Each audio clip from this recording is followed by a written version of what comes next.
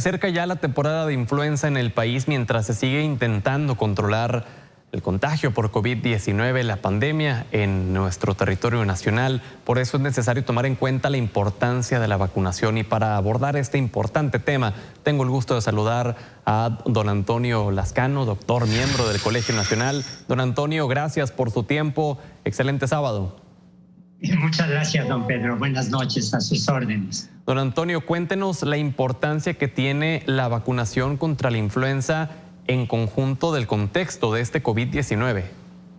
Bueno, lo primero que hay que decir es que para el COVID-19 todavía no tenemos una vacuna, todavía no tenemos terapias antivirales que puedan funcionar para las personas que están enfermas. Y entonces esto nos plantea un problema de salud gravísimo, como se demuestra en la pandemia que estamos atestiguando a nivel mundial y en los más de 70,000 fallecimientos que tenemos simplemente en México. Para la influenza, por el contrario, tenemos una vacuna que es bastante eficiente, tenemos medicamentos, y lo que queremos evitar es que tanto a nivel individual como a nivel colectivo vayamos a tener ambas pandemias coexistiendo y afectando a la gente, generando un problema de salud brutal.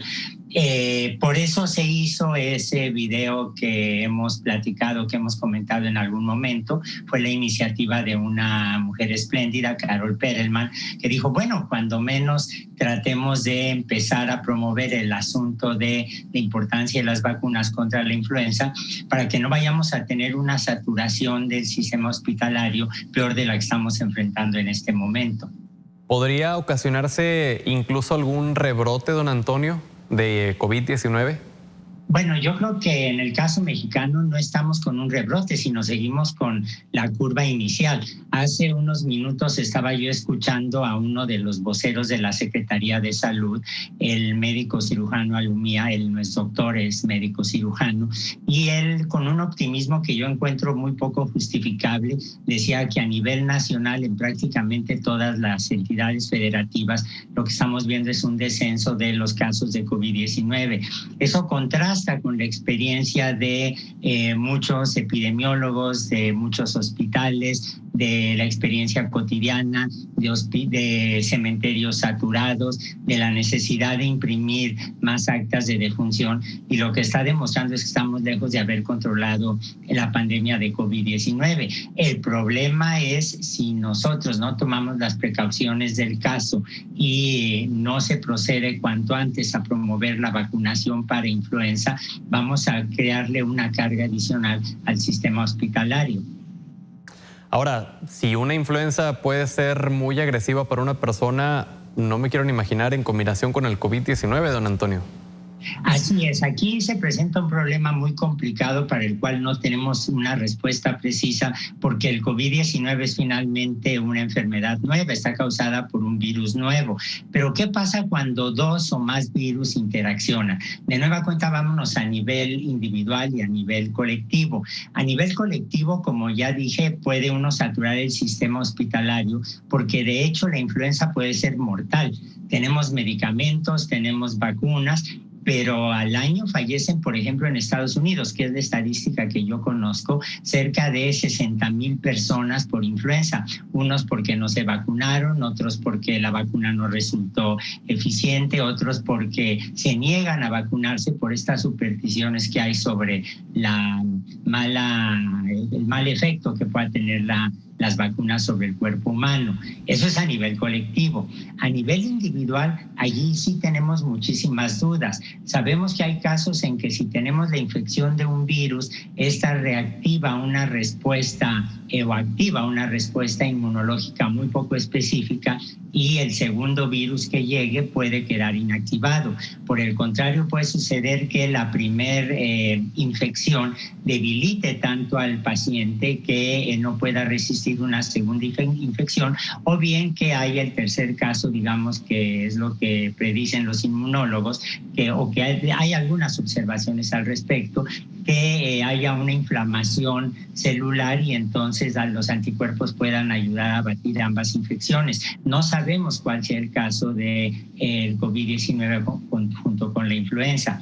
Ahora, aquí hay otro punto que creo que es muy importante mencionar. A nivel mundial, hemos tenido una suerte enorme de que el número de niños que enferman con severidad o que llegan a fallecer por COVID-19 es venturosamente muy bajo.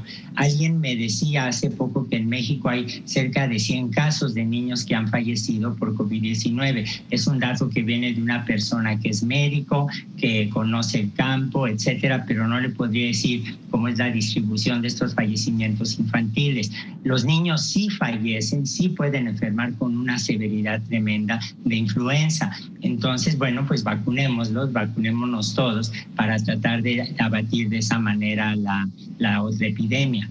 Claro, don Antonio, sin embargo, hay muchas personas que temen ir a vacunarse por el miedo a contagiarse de COVID en un centro médico, por ejemplo. ¿Cómo podemos vencer este miedo popular y cumplir con la vacunación de la influenza?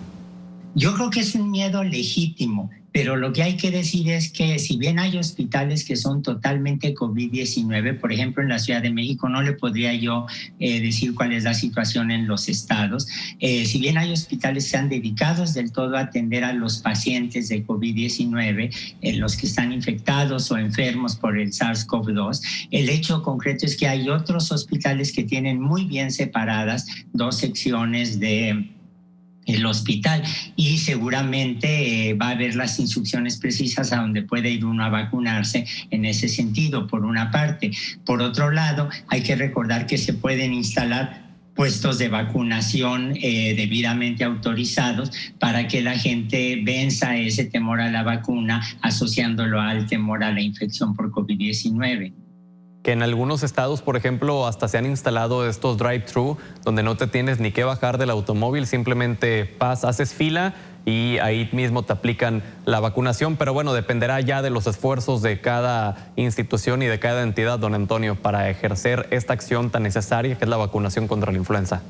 Así es, yo creo que va a haber muchas respuestas. En esa parte sí confío yo mucho en que va a haber buenas respuestas.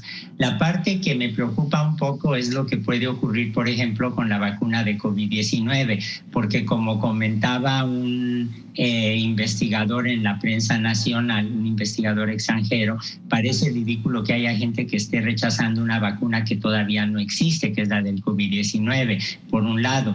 Y el otro caso que es verdaderamente pavoroso por la desvergüenza que implica, fueron las declaraciones del 9 de septiembre del maestro Mario Delgado, el coordinador de la bancada de Morena, que ante la pregunta de en qué parte del presupuesto estaba el dinero, los recursos asignados para la vacunación de COVID-19, dijo, bueno, esos los tendríamos que tomar de la desaparición de los 55 fideicomisos que incluyen fideicomisos científicos, fideicomisos de arte, fideicomisos de medio ambiente, fideicomisos de cine. Es decir, lo que hay ahí es un tráfico muy terrible de recursos en un sentido político para que se acaben con los fideicomisos y con ese dinero estar pretendiendo usarlo para la vacuna de COVID-19 cuando esté disponible. Y yo creo que eso hay que decirlo abiertamente porque es imposible aceptar ese tipo de chantajes. Muy bien, don Antonio, pues le agradecemos que nos haya brindado su tiempo y sobre todo su conocimiento para todo nuestro auditorio. Encantado, don Pedro, y seguramente ya nos veremos poniendo el brazo para la vacunación. Así será. Gracias y excelente sábado.